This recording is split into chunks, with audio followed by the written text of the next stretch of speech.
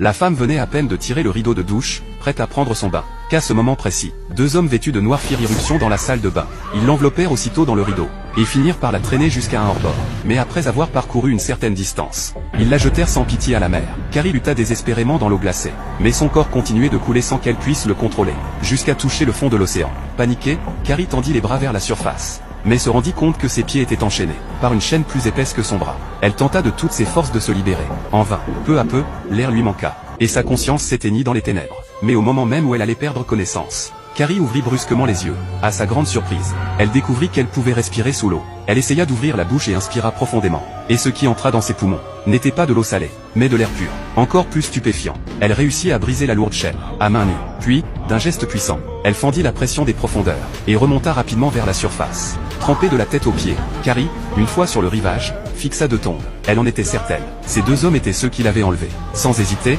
elle se précipita, saisit l'un par le cou, tandis que l'autre voulut intervenir. Mais Carrie le mit à terre d'un seul coup de poing. Les deux costauds, terrifiés par sa force surhumaine, restèrent figés, balbutiant qu'ils n'étaient que de simples pêcheurs, et n'avaient rien à voir avec l'enlèvement dont elle parlait. Haletante, Carrie finit par se calmer un peu. Mais alors qu'elle relâchait sa vigilance, deux enfants un peu plus loin attirèrent son attention. Carrie voulut s'approcher pour leur demander de l'aide. Mais à sa stupéfaction, les enfants, en la voyant, firent demi-tour et s'enfuirent, effrayés.